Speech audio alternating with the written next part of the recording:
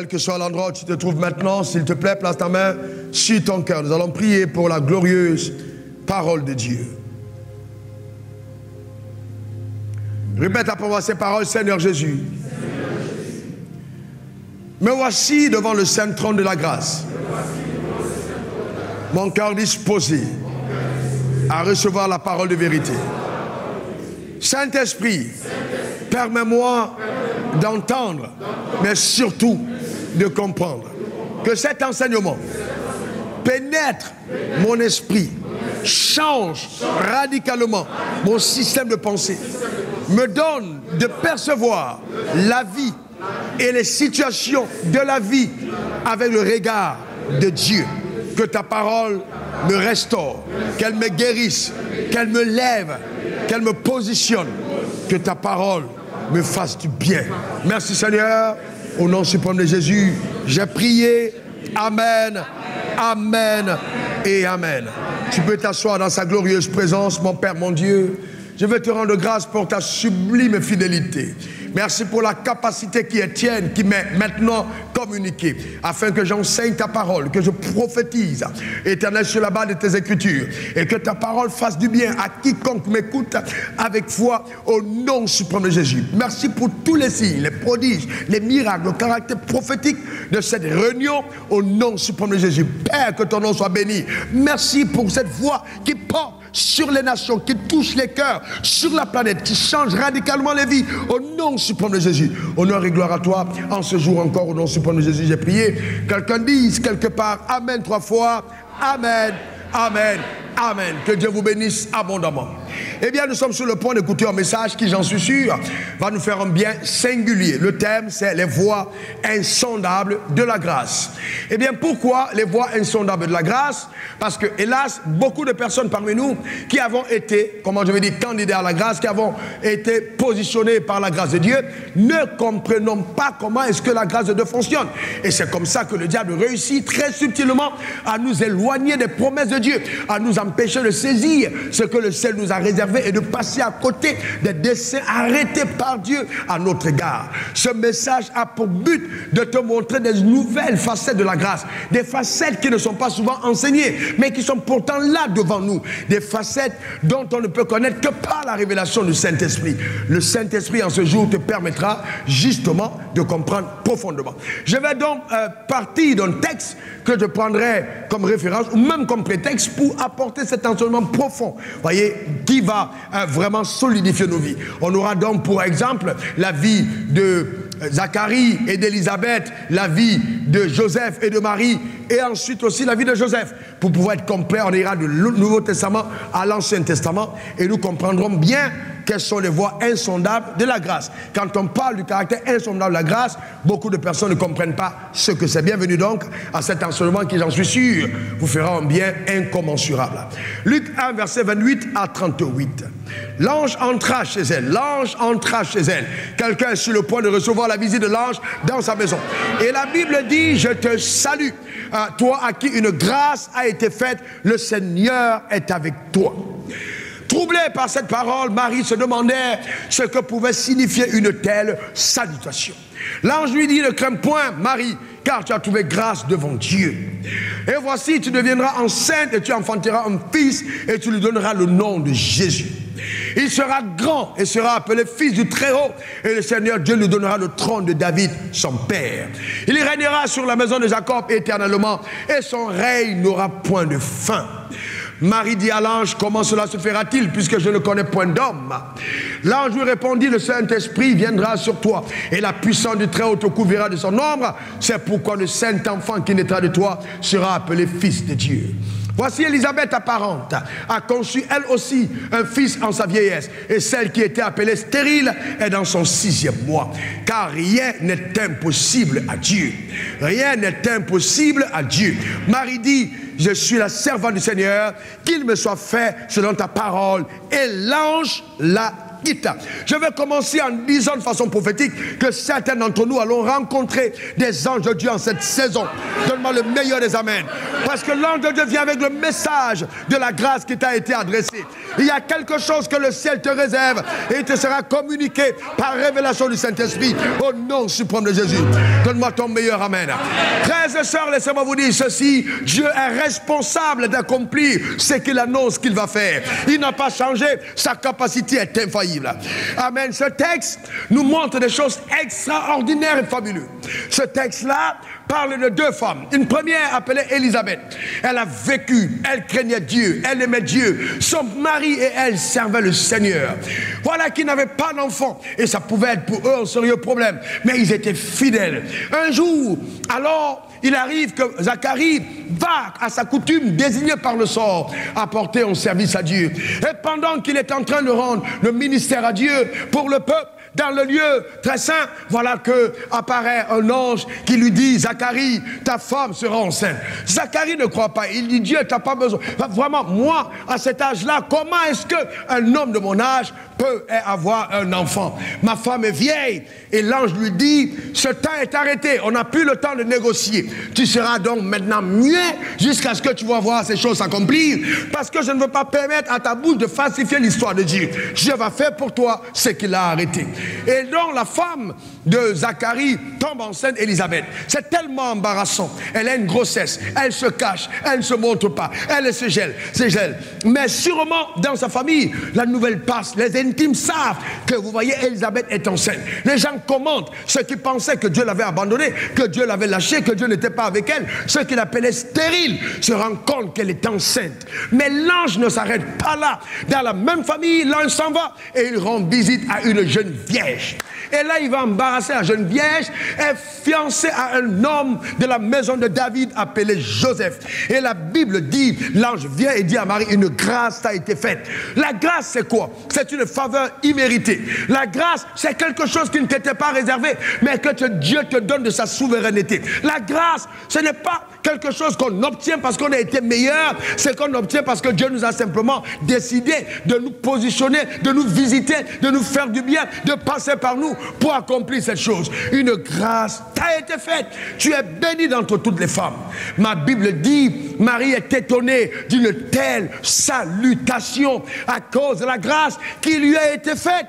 Alléluia. Eh bien maintenant, Marie donc va dire, contrairement à Zacharie, elle dit à l'ange qu'il me soit fait selon ta parole. Mais elle pose une question.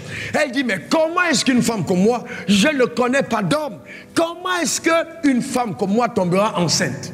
Frères et sœurs, cette jeune dame voulait avoir un enfant, mais sûrement pas avoir un enfant de cette manière, parce qu'elle était fiancée à un homme. Voilà que cette femme va tomber enceinte.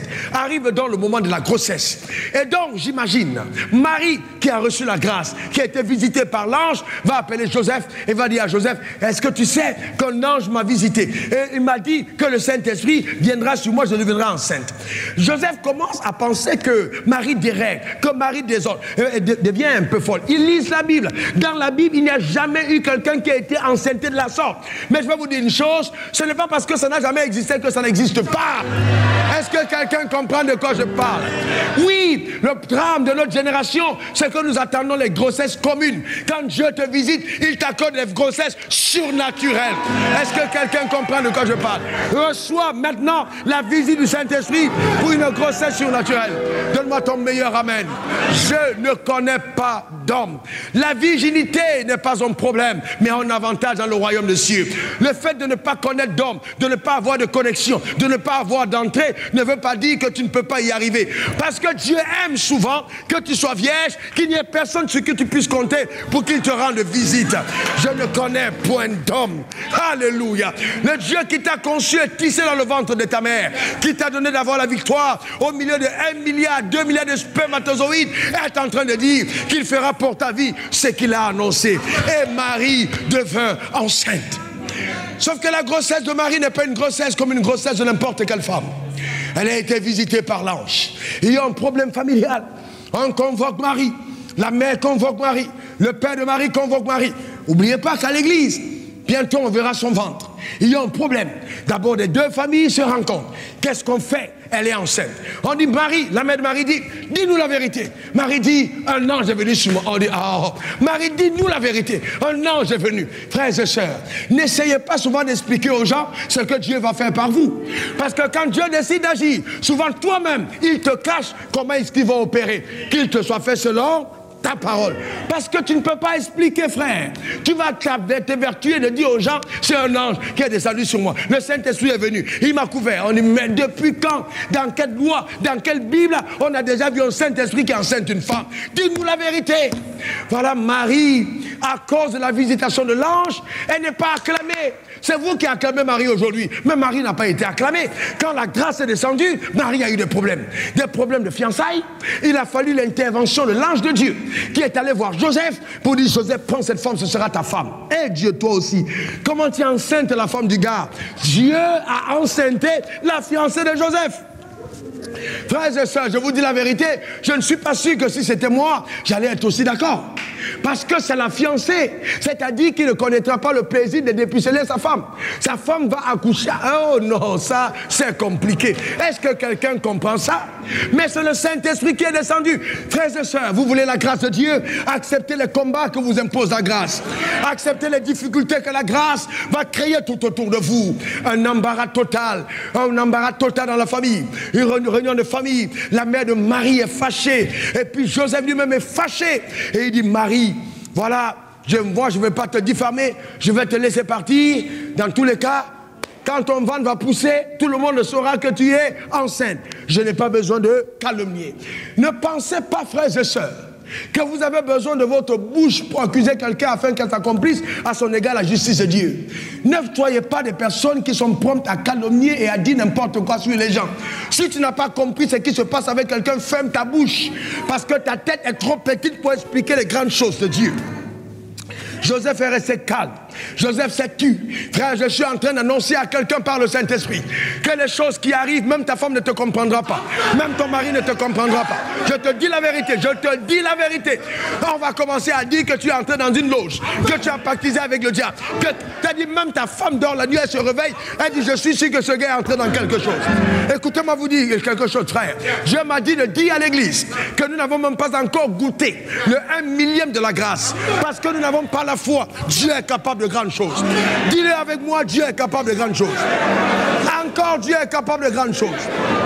Frères et sœurs, si nous comprenions la grâce, la société se porterait mieux. Si nous comprenons la grâce, l'église se portera mieux.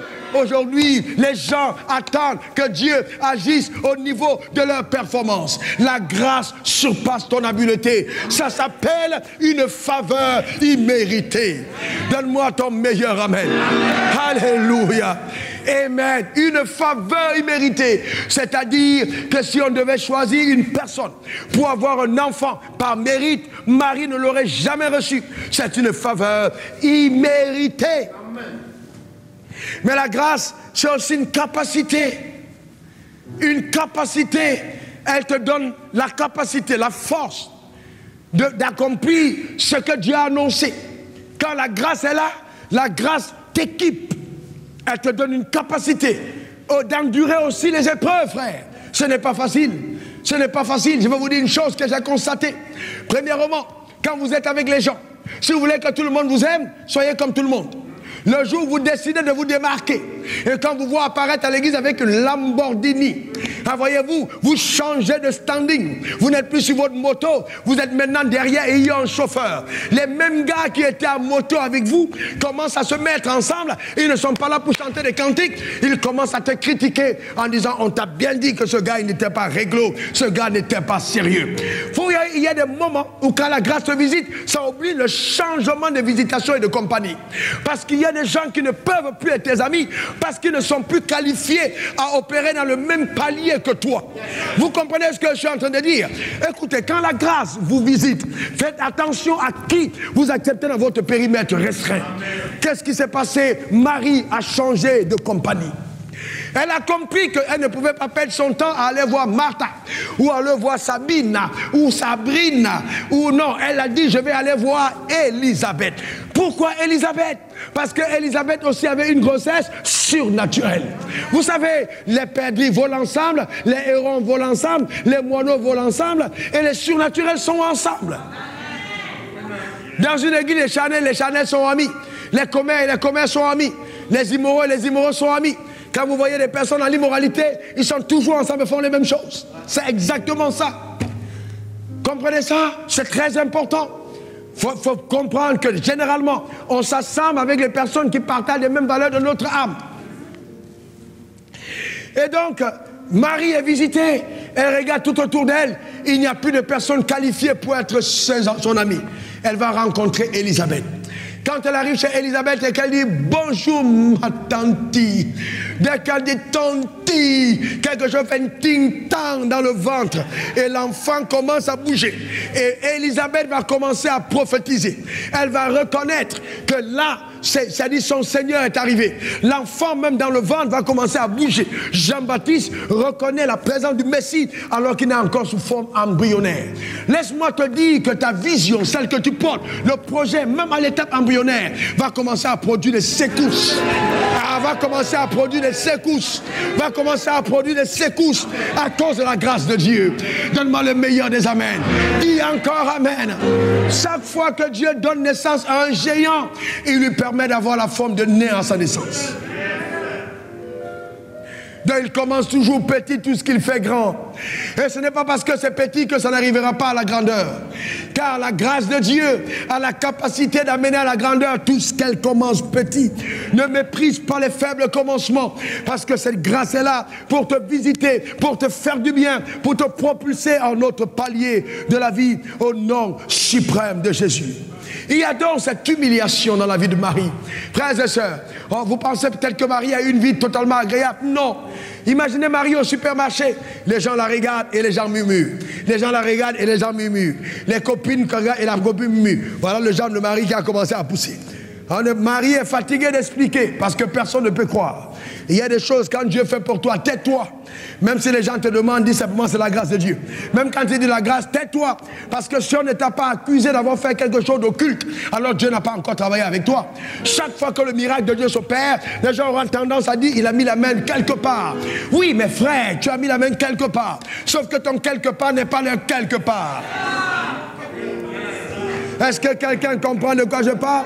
Et souvent même, c'est que c'est Dieu qui est venu chez toi. Tu n'as même pas demandé, mais Dieu t'a choisi. Dieu a arrêté. Dieu a dit, c'est ce que tu seras.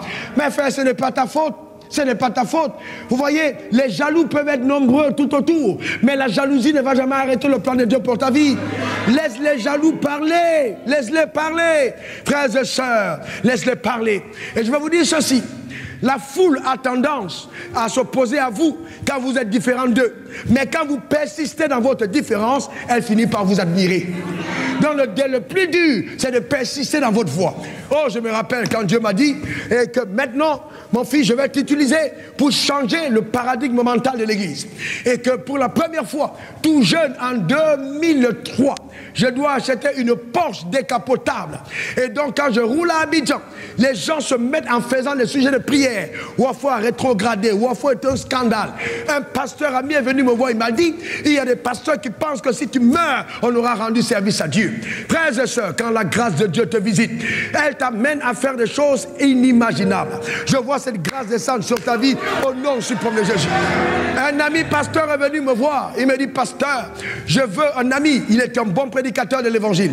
La main de Dieu était sur lui et elle est même toujours sur lui aujourd'hui. Mais il m'a dit, je veux, montre-moi ton secret. Réfléchissant sur le secret, je lui ai dit la prière et l'obéissance à Dieu par la foi. Il m'a dit, il a commencé à m'insulter. Tu penses que tu pries plus que tout? Et qui? Voilà, vous êtes là, vous faites des choses quand vous demande, vous voulez pas. Il était fâché en colère. Quand j'ai vu la colère sur son visage, j'ai compris que notre amitié s'arrêtait là. On pouvait continuer de s'appeler, on pouvait continuer de se saluer, mais plus se fréquenter. Cet ami pouvait devenir un danger pour ma destinée. Vous devez apprendre à mettre un stop quand Dieu dit stop. Est-ce que quelqu'un comprend de quoi je parle? Stop! Il y a des relations qu'il faut arrêter à un moment, parce qu'elles ne vous amènent nulle part. Elles détruisent votre futur, elles falsifient votre histoire. C'est ce que j'appelle la sagesse de la coopération avec la grâce. Le drame, c'est que beaucoup d'entre vous avez la grâce, mais vous n'êtes pas sage. Vous avez la grâce, mais vous n'êtes pas sage. Sage dans vos relations, sage dans votre conduite, vous n'êtes pas sage. voyez, c'est très important de comprendre cela. Vous n'êtes pas sage. Il faut être sage dans la vie. Vous voyez, cette grâce, ce qu'elle accomplit, je te garantis que ça va être terrible. Mais qu'est-ce que la grâce attend de toi? La grâce coopère avec ta foi. Il faut continuer de lui faire confiance. Il faut que, qu'est-ce que Marie a dit? Qu'il me soit fait selon ta parole. Enfin, je vous pose une question. Est-ce que Marie qui a demandé d'avoir un enfant? Je vous pose une question. Est-ce que c'est Marie? Non. Mais qui a voulu qu'elle ait un enfant? C'est Dieu. Mais dans la responsabilité de l'enfant incombe à qui? À Dieu. Elle dit qu'il me soit fait selon ta parole. Donc vous ne pouvez pas saisir la grâce sans la foi. Romains 5, verset 2. Nous avons accès à cette grâce par la foi. C'est très important. C'est la foi qui saisit la grâce. Oui, Dieu a une faveur pour toi. Oui, Dieu te prépare des portes ouvertes qu'il met devant toi. C'est vrai. Mais si tu n'as pas la foi, ça n'arrivera pas. La foi est ce qui légitimise l'action de la grâce. Il faut la foi. Je dois avoir la foi. Tu dois croire en Dieu. Amen. Tu dois croire en Dieu. Et quand la Bible dit croire en Dieu, ça veut dire qu'il y aura l'adversité. Frères et sœurs, c'est pas parce que Dieu t'a visité que les choses iront toujours bien. C'est pas vrai. Non. Souvent, ce sera compliqué. Mais n'oublie jamais, rien n'est impossible à Dieu. Rien n'est impossible à Dieu. Rien n'est impossible à Dieu. J'ai appris une chose, frères et sœurs. Je vous donne ce secret. Demandez à ma femme pour le peu qu'elle connaît de la marche avec moi, mais qui est combien haut, combien profond. Écoutez-moi bien, chaque fois que je passe à un autre palier, il y a toujours une grande bataille. Il y a toujours une grande opposition. Il y a toujours une secousse qui donne l'impression que, allez là, c'est terminé, il est atteint. Mais non, la grâce te donne de survivre. La grâce te donne de te relever. La grâce va te donner de triompher. Amen. Donne-moi le meilleur des amens. Dis encore amen. Frère, laissez-moi vous dire en toute franchise, il y a des moments où vous pouvez pleurer. Vous êtes couché sur votre lit. On dit, oh papa, oh tu m'as lâché. Qu'est-ce qui ne va pas? Mais tu pleures. Mais c'est pas parce que tu pleures que tu n'as pas la foi. À un certain moment, monsieur le Saint-Esprit viendra te dire, reprends courage. Il viendra te dire, le Dieu qui t'a parlé est toujours fidèle. C'est vrai que cette porte s'est fermée, mais Dieu a la capacité de mettre devant toi une nouvelle porte ouverte. Dieu est capable de sortir du néant la plus belle des histoires. Il ne s'appuie pas sur l'existant, mais il sort du néant pour amener à l'existence ce qu'on désire. C'est pourquoi il a dit à Marie, Marie, tu enfanteras un fils, bien que tu sois vierge et que tu ne connais pas d'homme. C'est très important, frère, de croire en Dieu. Si Dieu ne peut faire pour toi que ce que ton père peut faire, ce que ta mère peut faire, ce que l'argent peut faire, tu ne sers pas le même Dieu que moi. Il y a le Dieu que nous servons, que moi je sais et que j'adore, est un Dieu capable de surprises les plus incroyables. Oh, qu'il t'embarrasse de sa grâce. Donne-moi le meilleur des amens.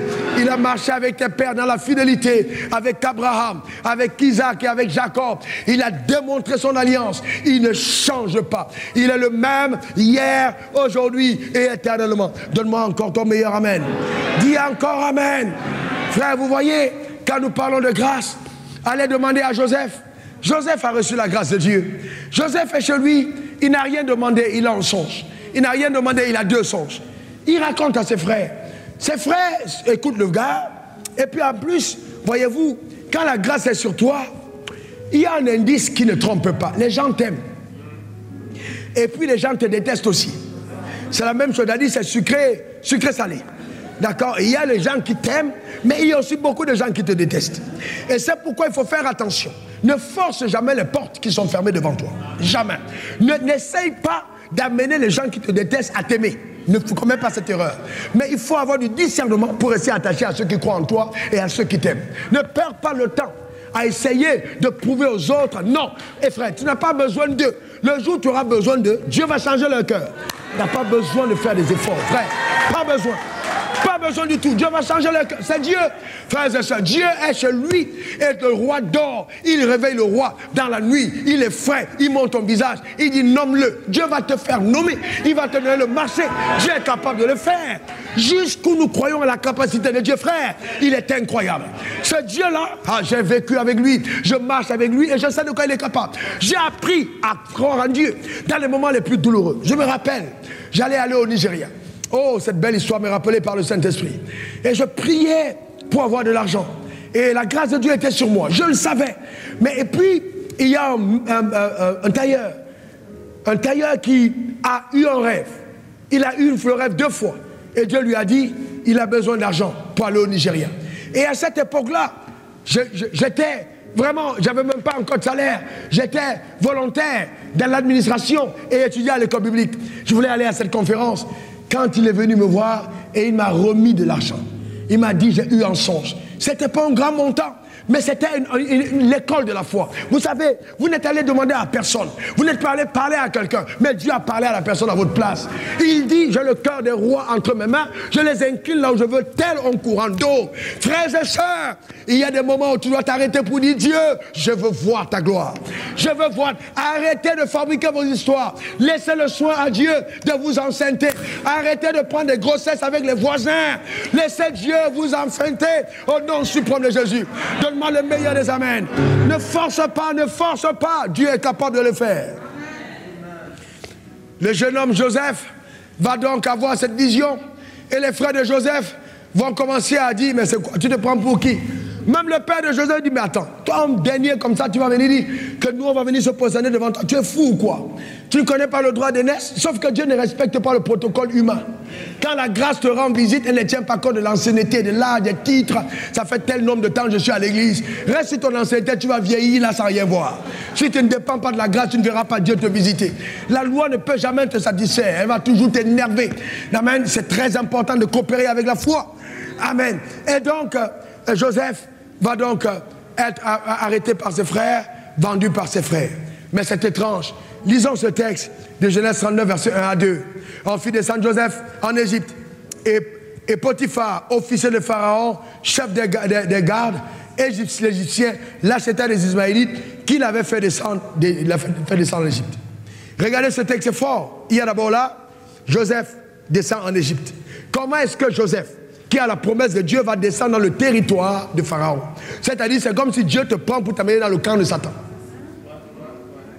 De deux, il descend en Égypte et Potiphar, chef, c'est-à-dire, il est la garde de Pharaon, l'achète comme esclave. Et il est vendu par les Ismaélites, qui ne sont pas de la lignée.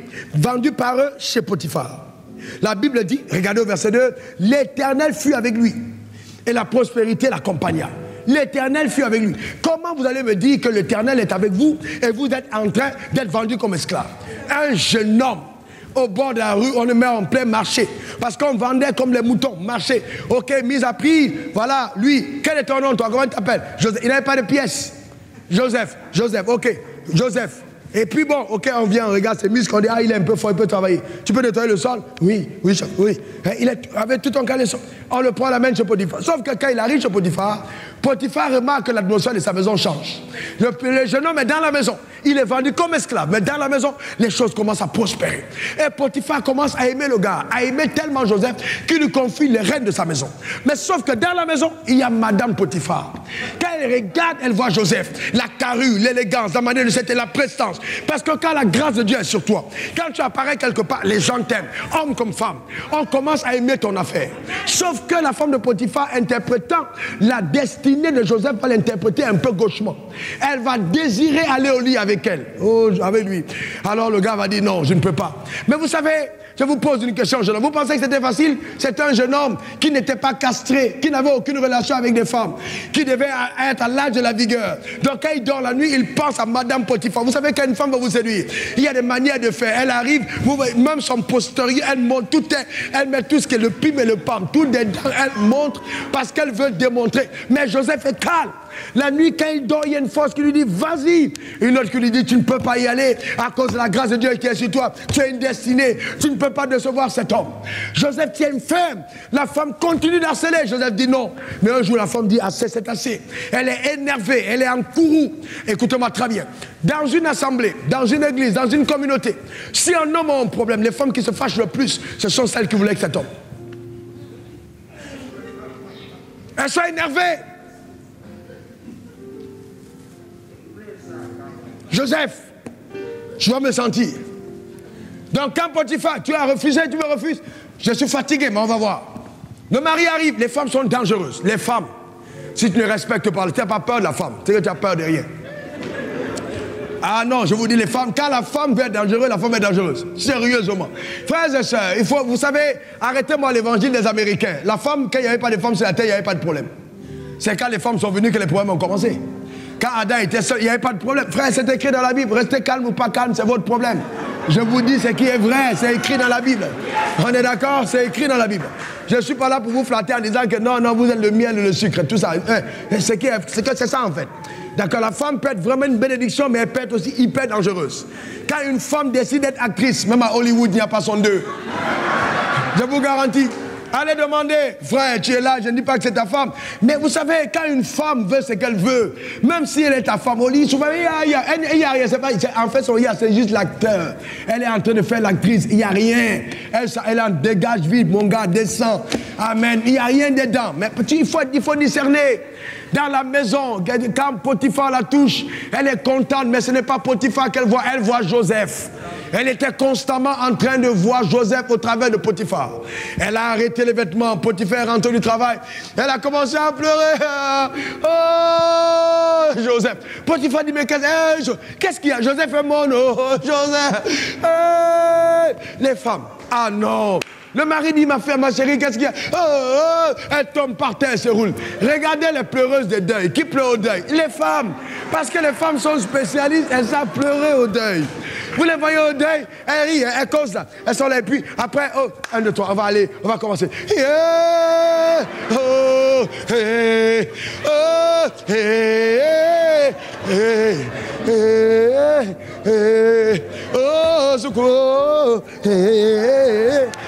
Et puis ça allait tellement vrai que quand tu les regardes, tu peux même pleurer, mais alors ils sont dans la comédie.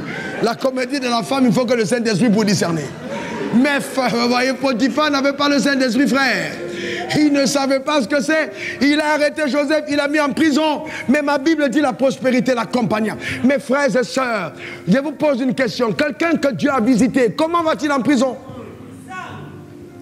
Quelqu'un que Dieu a visité, pourquoi est-ce que Dieu n'est pas apparu à Potiphar pour dire ta femme mort?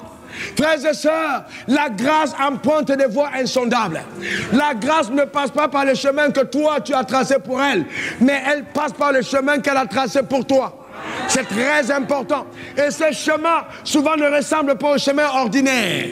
Voyez-vous, à des moments, tu as bien l'impression que c'est la fin. Mais la grâce, c'est pourquoi elle t'amène par là. Parce que quand tu vas sortir de là, ton témoignage sera tellement éblouissant que les gens vont commencer à t'inviter pour dire, viens nous raconter ton histoire. Vous savez qu'il y a des choses qui t'arrivent dans la vie. Quand tu les as vécues, les gens, tu deviens candidat maintenant pour être recommandé. On peut t'écouter, raconter des histoires à cause de ce que tu as vécu.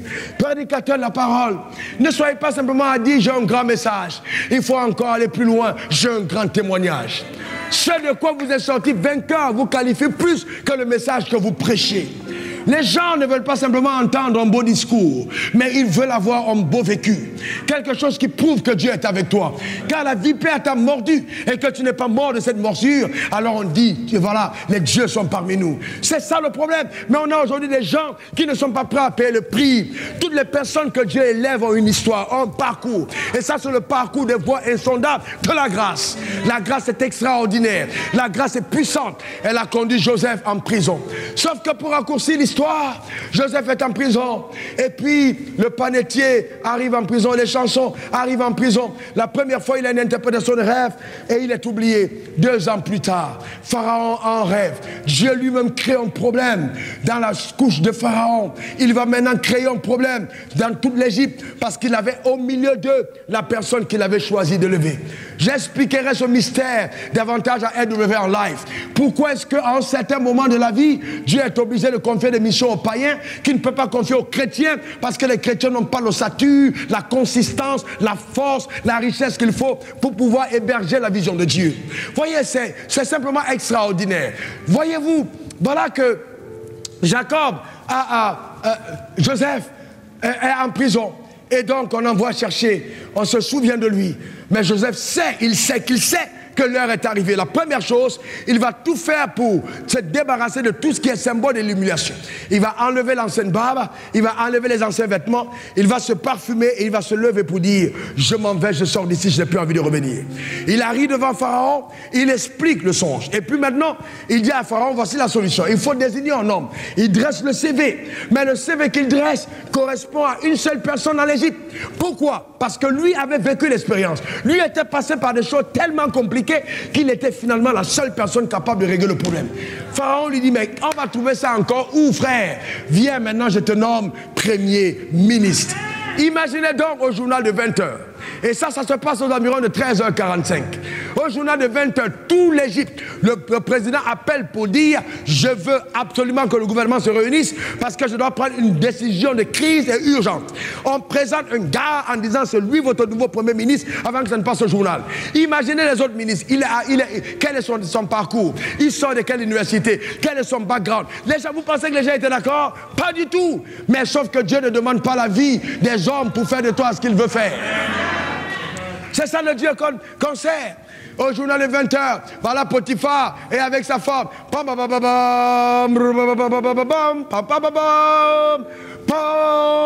Édition spéciale. Le pharaon vient de nommer un nouveau premier ministre et tout le monde regarde. Et puis voilà Joseph qui apparaît. Madame Potiphar était en train de manger. La cuillère tombe. Elle touche. Attends. Les gens qui étaient à la maison, qui travaillaient avec Potiphar, les gens de la maison, un boy de la maison, un servant de la maison, le voyant premier ministre. Les gens se regardent. Attends, c'est vrai ou pas? Je suis en train de voir quelqu'un que Dieu est en train de positionner. Est en train de positionner. Est en train de positionner. Ta propre mère, tes propres frères auront l'impression que c'est un rêve. Parce que ce que la grâce fait, elle prend les choses viles pour confondre les choses sages. Et les faibles pour confondre les forts. Que cette grâce t'accompagne sur le chemin de ta destinée au nom suprême de Jésus. C'est ce que la grâce fait. La grâce atteint ses objectifs. Tu ne sombreras pas. Tu ne vas pas t'arrêter en chemin. Dieu est avec toi. Continue de croire aux promesses qui ont été faites par Dieu. Il a la capacité d'accomplir sa parole à ton égard. Joseph est nommé premier ministre d'Égypte. Quelle grâce extraordinaire. Quel parcours. Frère, je vais vous dire une chose.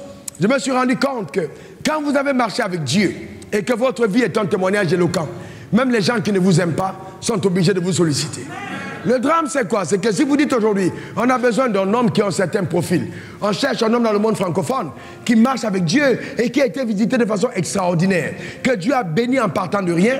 Vous allez partir sur tous les continents, on va vous dire, on connaît un homme. Il est à Abidjan, il s'appelle Wafou. Donc, que vous aimez ma coiffure ou pas, vous aimez ma raie ou pas, ma manière de m'habiller ou pas, vous allez me solliciter parce que vous avez besoin de mon expertise. Donc, la grâce te rend à même d'être aimé même par ceux qui ne t'aiment pas. Vous voyez, elle te donne un profil atypique. Elle fait de toi une personne recommandable et recommandée par le ciel. C'est ce que la grâce fait. Le drame, c'est que quand elle travaille, beaucoup d'entre nous n'acceptons pas de passer par le chemin qu'imposé par la grâce. Frères et sœurs, la grâce de Dieu, c'est ce que la grâce est capable de faire. Écoute-moi bien, la fille que tu as chez toi, que tu réveilles à 3h du matin, que tu maltraites, le gars que tu as chez toi, qui est peut-être même ton gardien, je te garantis, peut-être dans 5 ans, peut-être dans 10 ans, ce gars sera celui qui aura la clé de la destinée. Il ne faut jamais mépriser quelqu'un parce que, en fait, vous ne connaissez pas tout ce que vous voyez. Quand Jésus est né à l'étable, ceux qui étaient à l'étable ne savaient pas que le Sauveur était avec eux. La grâce a la capacité, justement, de te déguiser, de te voiler, d'empêcher aux gens de reconnaître ton état futur quand tu es encore en train de cheminer dans les voies insondables.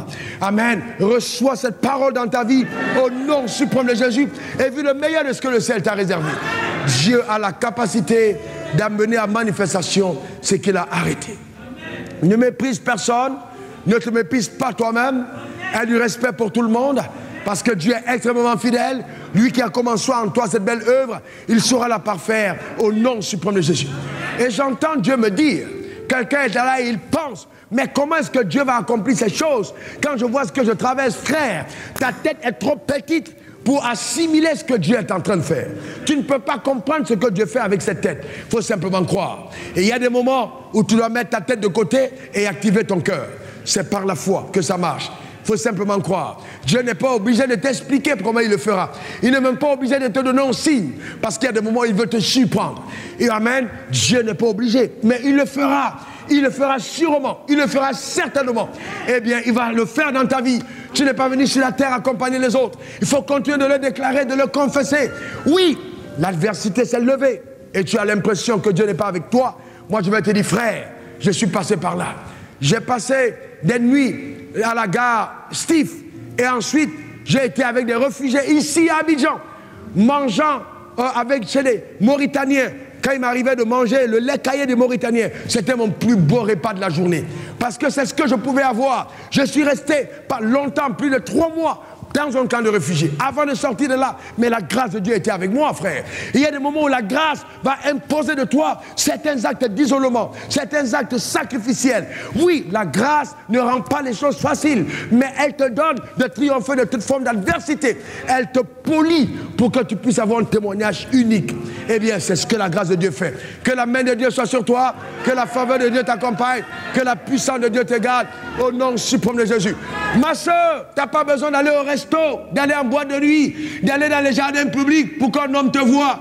Quand la grâce de Dieu est sur toi, l'homme va te localiser, même si c'est au puits d'eau, il te trouvera. Ne te casse pas la tête, ne te fracasse pas les méninges.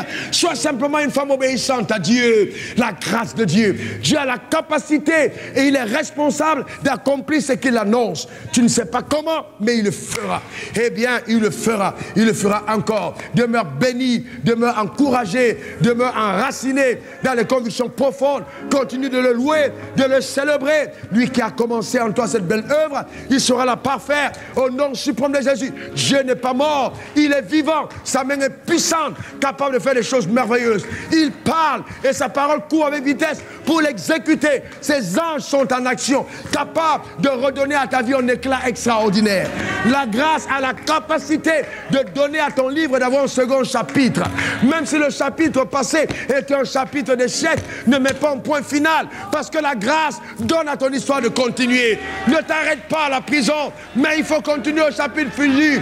Au chapitre suivant, il y a aussi le palais. Ceux qui ont lu l'histoire de Joseph ont d'abord vu la citerne. Ensuite, ils ont vu Potiphar. S'ils ferment le livre, ils vont dire, ouais, vraiment, j'ai lu un livre là, vraiment, c'est terrible. Le gars a trop souffert. C'est quel livre? Joseph, l'histoire de Joseph. Oh, tu t'es arrêté à quel chapitre? Chapitre 2. Non, continue. Il est encore allé en prison. Oh, Joseph en prison. Bon, chapitre 4. Après, il est allé au premier ministère. C'est ça la grâce de Dieu. Chapitre après chapitre. Ton histoire, les plus belles se trouvent au dernier chapitre de ton livre. Ils sont à venir. Le meilleur reste à venir pour toi. Demeure comblé et béni. Que la grâce de Dieu soit avec toi. Au nom suprême de Jésus. Amen. Amen. Et Amen. Alléluia. Gloire à l'agneau. Gloire à Jésus. Gloire à l'agneau. Alléluia. Amen. Gloire à Jésus. Amen. Comme je l'ai dit à ma femme hier, et comme je l'ai dit à ma fille, alors moi ce message est venu juste comme une prophétie pour toi. Dieu m'a parlé, il m'a dit, arrête la série que tu es en train de faire et parle de ça à mon peuple. Pour cette saison, je vais vous dire une chose, il y aura des secousses dans le monde, mais la grâce de Dieu qui est sur toi te préservera. Quand 1000 tomberont à ta gauche, 10 000 à ta droite, n'oublie pas, le chemin de la grâce est des voies insondables. À la fin, ta vie témoignera de la gloire excellente de Dieu au nom suprême de Jésus. Continue de lui être fidèle et tu verras sa main puissante et son bras étendu se déployer. C'est une prophétie, ce n'est pas un enseignement, c'est une parole qui t'est adressée. Non, c'est une parole que Dieu t'adresse. Alors élève ta voix et dis au Seigneur, merci pour la parole. Dis merci à Dieu. Merci à Dieu. Tu ne comprends pas tout, mais tu crois simplement. Élève ta voix, dis merci au Seigneur. Dis merci à Dieu, dis merci à Dieu, dis merci à Dieu. Merci pour la parole qui t'est adressée. Je vois Dieu agir dans ta vie de façon spectaculaire. Dis merci à Dieu, dis merci. Dis simplement merci au Seigneur. Dis merci à Dieu pour la parole, dis merci. Au Saint-Esprit, dis merci. Tu ne comprends pas tout, mais il est à l'œuvre. Dis merci. Dis simplement merci au nom suprême de Jésus. Béni sois-tu, Seigneur. Gloire, honneur, triomphe à toi. Dis simplement merci. Celui qui t'a donné cette vision, celui qui t'a parlé, celui qui s'est adressé à toi, a la capacité d'exécuter dans la plénitude ce qu'il a annoncé. Dis simplement merci à ton Créateur. Alléluia. Au nom suprême de Jésus. Et si tu m'écoutes quelque part et tu as envie de donner ta vie à Jésus, alors tu lèveras ta main vers le ciel, tu répéteras après moi, Seigneur Jésus, entre dans mon cœur. Lève ta main si tu es ici, change ma vie. Alors tais-toi, répète, change ma vie Seigneur. Je te donne mon cœur, je te donne ma vie. Au nom suprême de Jésus. Amen. Amen. Amen. Que Dieu nous bénisse richement.